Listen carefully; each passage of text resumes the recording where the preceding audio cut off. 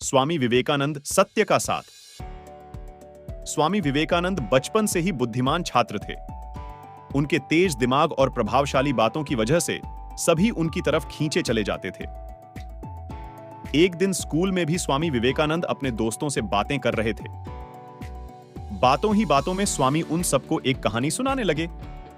उनके दोस्तों को कहानी अच्छी लग रही थी, इसलिए सभी ध्यान से सुन रहे थे। विवेकानंद कहानी सुनाने में और उनके दोस्त उसे सुनने में इतना खो गए कि किसी को पता ही नहीं चला कि कब मास्टर जी क्लास में आ गए।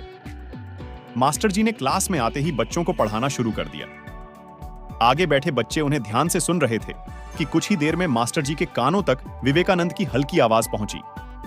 उन्होंने ऊंची आवाज में पूछा कि कक्षा में कौन बातें कर रहा है। वहां मौजूद अन्य छात्रों ने विवेकानंद और उनके दोस्तों की ओर इशारा कर दिया। यह जानकर टीचर को गुस्सा आया। उन्होंने उन सभी को अपने पास बुलाया और पूछा कि मैं अभी क्या पढ़ा रहा था।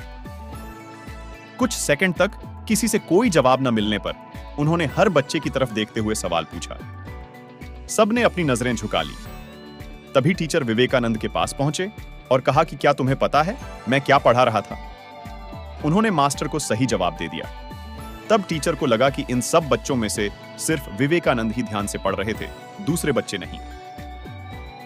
यह सोचते ही मास्टर ने स्वामी के अलावा अन्य छात्रों को अपने अपने बेंच पर खड़े होने की सजा दे दी।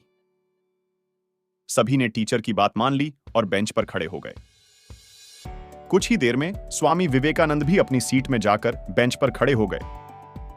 स्वामी को बेंच पर खड़ा देखकर मास्टर ने कहा कि मैंने तुम्हें सजा नहीं दी है, तुम बैठ जाओ।